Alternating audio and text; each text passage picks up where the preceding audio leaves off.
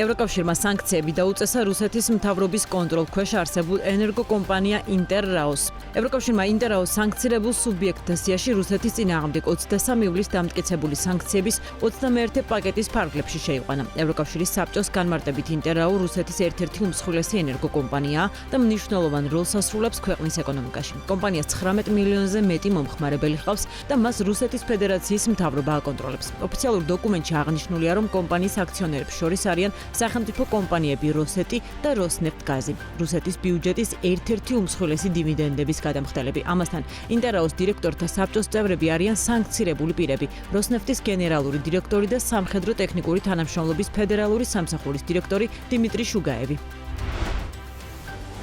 საქართველოში ინტერრაო ენერგეტიკულ აქტივებს რამდენიმე მიმართულებით მოიცავს. ინტერრაო ფლობს თბილისის ენერგომომარაგებაზე პასუხისმგებელი კომპანიის თელასის აქციათა 75%. თელასის აქციების 24.53%-ს ბიზნესმენი ხვიჩა მაკაცარიას განკუთვნილი კომპანია Besent Energy ჯგუფის საკუთრებაშია. ამას გარდა რუსულ ენერგოგიგანტს ჰოლანდიაში დაფუძნებული კომპანია გარდაბანი ჰოლდინგს BV-ს მეშვეობით ეკუთვნის საქართველოში არსებული ორი ჰიდროელექტროსადგური ხრამი-ჰესი 1 და ხრამი-ჰესი 2.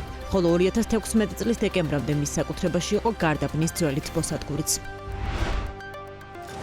BMG დაინტერესდა რა შემოსავალი აქვს თელასის ჯგუფს, რომლის 75%-საც ევროკავშირის მიერ სანქცირებული ინტერრაო ფლობს. არსებული მდგომარეობით თელასმა და მასთან დაკავშირებულმა თბილისის ელექტრომიმწოდებელმა კომპანიამ 2025 წლის ფინანსური შედეგები უკვე წარადგინეს, რომელთა მიხედვითაც კომპანიების აქტივების ჯამური ღირებულება 970 მილიონ ლარს აღემატება. აქედან თელასის აქტივები 694 მილიონ 800.000 ლარი იყო, ხოლო თელმიკოსი 275 მილიონ 800.000 ლარი. 2025 წლის აუდიტირებული ფინანსური ანგარიშგების მიხედვით თელასმა 76 მილიონი ლარის წმინდა მოგება მიიღო, ხოლო თელმიკომ 53 მილიონ 700.000 ლარის წმინდა ზარალი დააფიქსირა. 2020 წელს ელექტროენერგიის ბაზრის რეფორმის ფარგლებში განხორციელებული რეორგანიზაციის შედეგად განაწილებისა და მიწოდების საქმიანობები ერთმანეთისგან გაიმიჯნა. გივი მიქანაძემ გამოსცა ბრძანება, რომლითაც საჯარო სკოლების დაწყებითი საფეხურის მოსწავლეთა სასკოლო ფორმის საცალო ფასები განისაზღვრა. დოკუმენტის მიხედვით ბიჭისა და გოგოს სასკოლო ფორმის კომპლექტის ფიქსირებული ღირებულება 95 ლარია. ბრძანების თანახმად სასკოლო ფორმის თითოეული ერთეულის რეალიზაციის ფასი ასეთია.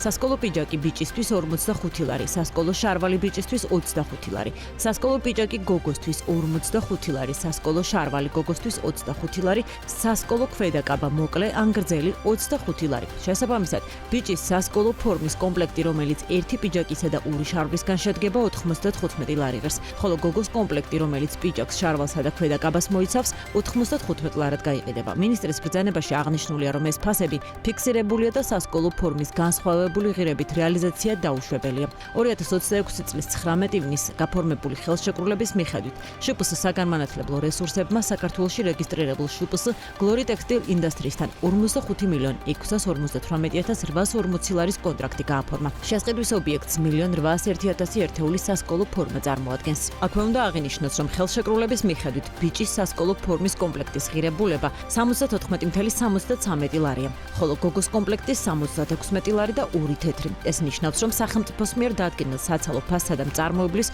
კონტრაქტით განსაზღვრულ ღირებულებას შორის სხვაობა ბიჭის ფორმაზე 20 ლარი და 27 თეთრია, ხოლო გოგოს ფორმაზე 18 ლარი და 98 თეთრი. საქართველოს რკინიგზამ 45 ახალი მაგისტრალური სატვირთო ელმავალის შესყიდვის მიზნით საერთაშორისო ტენდერი გამოაცხადა. პროექტის საერთო ღირებულება 350 მილიონი დოლარის ეკვივალენტია ლარში, რაც დაახლოებით მილიარდ ლარს შეადგენს. კომპანიის ცნობით, დამოუკიდებელი საქართველოს ისტორიაში საქართველოს რკინიგზა ახალ მაგისტრალურ სატვირთო ელმავლებს პირველად შეისყიდის. პროექტი განხორციელდება ტრანსკასპიური სატრანსპორტო დერეფნის, საქართველოს ხელმისაწვდომობისა და ტრანსპორტის გაუმჯობესების პროექტის ფარგლებში, მსოფლიო ბანკისა და აზიის განვითარების ბანკის ფინანსური მხარდაჭერით. სატენდერო პროცესი უშუალოდ მსოფლიო ბანკის შესყიდვის პროცედურების შესაბამისად მიმდინარეობს. უწყებაში აცხადებენ, რომ ახალი ელმავლების შესყიდვა რკინიგზის 10 წლიანი განვითარების სტრატეგიის ნაწილია და განსაკუთრებული მნიშვნელობა აქვს შუა დერეფნის განვითარებისა და ქვეყნის სატრანზიტო პოტენციალის გაზრდისთვის. ბათუმში ხიმშიაშვილის ქუჩაზე მდებარე მაგნოლია საცხოვრებელი კომპლექსის რეაბილიტაციის პროექტის მომზადებისთვის მუნიციპალური განვითარების ფონდმა 2,5 მილიონი ლარის ღირებულების ტენდერი მეორედ გამოაცხადა, ვინაიდან პირველ შემთხვევაში მონაწილეობის სურვილი არავინ გამოთქვა. წინა ტენდერი 16 ივნის გამოცხადდა და წინადადებების მიღების ვადა 11-დან 16 ივლისამდე იყო, თუმცა წინადადება არავის წარუდგენია. ამ შემთხვევაში კი წინადადებების მიღება 19 აგვისტოს დაიწყება და 23 რიცხვამდე გაგრძელდება. ტენდერის შედეგად გამოვლენილმა კომპანიამ უნდა მოამზადოს რეაბილიტაციის პროექტი. შესაბამისად, ჯერჯერობით უცნობია უშუალოდ რა სახით განხორციელდება საცხოვრებელი კომპლექსის რეაბილიტაცია. ტერიტორია 15,012 კვადრატული მეტრის ფართობს მოიცავს. პროექტის მომზადების შემდეგ კი მთავრობა უშუალოდ რეაბილიტაციის ტენდერს გამოაცხადებს. აღსანიშნავია, რომ ობიექტის რეაბილიტაციის დაწყების დაპირება მიმდინარე წლის 31 მაისს აჭარის მთავრობის თავმჯდომარემ ზურაბ პატარიძემ გასცა. მთავრობამ გუდაურის სამთო სათხილამურო კურორტის განვითარებისა და ტურისტული პოტენციალის ამაღლების მიზნით შპს MTA-ის ახალი ინფრასტრუქტურული პროექტების განხორციელება დაავალა. საბაგირო ინფრასტრუქტურისა და სამშენებლო სამონტაჟო სამუშაოების სპეციფიკიდან გამომდინარე, პროექტის ფარგლებში შპს MTA-ის ევალება ყველა საჭირო ლიცენზიის, ნებართვისა და შესაბამისი სამშენებლო ტექნიკური დოკუმენტაციის მოპოვება უზრუნველყოფა, რათა ახალი საბაგიროსა და ატრაქციონების ექსპლუატაცია უსაფრთხოების სტანდარტის სრული დაცვით განხორციელდეს. განკარგულების მიხედვით შპს MTA-ის მისი სამშენებლო სამონტაჟო სამუშაოებს ეტაპობრივად დაიწყებს. პროექტის ჯამურღერებულება 30 მილიონ ლარს შეადგენს.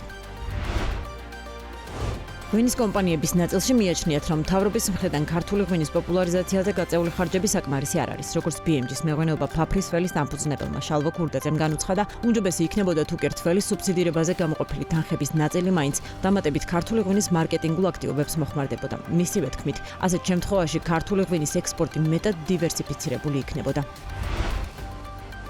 დედოფლის წყაროს მუნიციპალიტეტის ცენტრალურ პარკში ფესტივალი ალოობა 2026 გაიმართა. ღონისძიება, რომელიც გარემოს დაცვისა და სოფლის მეურნეობის სამინისტროს ინიციატივით, სოფლის მეურნეობის სამეცნიერო კვლევითი ცენტრის ორგანიზებით ჩატარდა შესაბამისი გამარტივებული შესყიდვის თანახმად 278,300 ლარი დაჯდა. როგორც სამინისტრო იტყობინება, ფესტივალი ქართული ხორბლის ენდემური სახეობების ადგილობრივი ჯიშებისა და პურის მრავალსაუკუნოვანი კულტურის ტრადიციებისა და რიტუალების პოპულარიზაციას მიეძღვნა.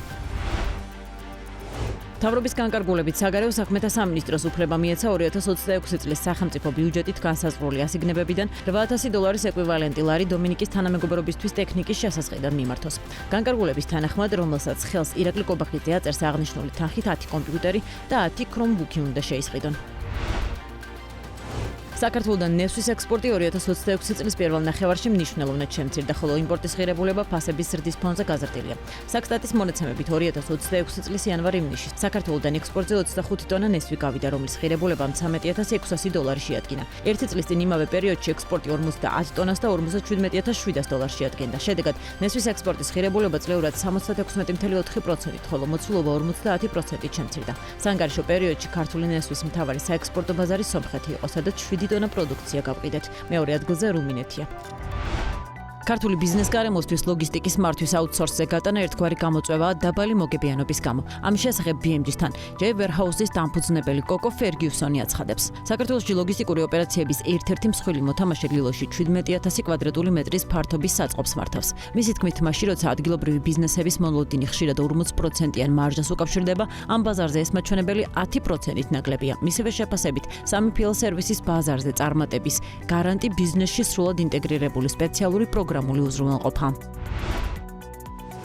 2026 წლის პირველი 6 თვის განმავლობაში სასტუმრო ქვევრების დატვირთვა გასული წლის ანალოგიურ პერიოდთან შედარებით 20%-მდე შემცირდა. ამის შესახებ BMG-სთან სასტუმროს თანადამფუძნებელმა გიორგი როჭიკაშვილმა განაცხადა. მისი თქმით, კლების მთავარი მიზეზი რეგიონსა და მსოფლიოში არსებული გეოპოლიტიკური ვითარებაა, რამაც ტურისტული ნაკადების შემცირება გამოიწვია. რაც შეეხება კლებას, გვაქვს დაახლოებით 15-20%-იანი კლება, განაცხადა გიორგი როჭიკაშვილმა.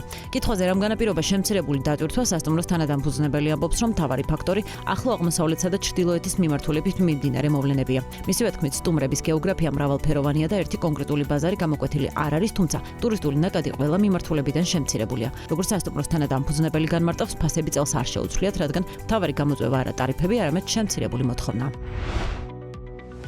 კაფე საკონდიტრო ლაიმი უკვე ბათუმშია. კომპანიამ, რომელიც თბილისში 2 ფილიალს მართავს, ქსელი გააფართოვა და შავიზღვისპირეთში კიდევ 1 ფილიალი გახსნა. ლაიმის თანადამფუძნებელი ქრისტინე ბუბუნაშვილი BMG-თან აცხადებს, რომ ბათუმში ობიექტის გახსნის გადაწყვეტილება მაღალი მოთხოვნიდან გამომდინარე მიიღეს და 400,000 ლარის ინვესტიციით 200 კვადრატული მეტრის ფართობზე კაფე საკონდიტრო სატესტო რეჟიმში უკვე ამუშავეს.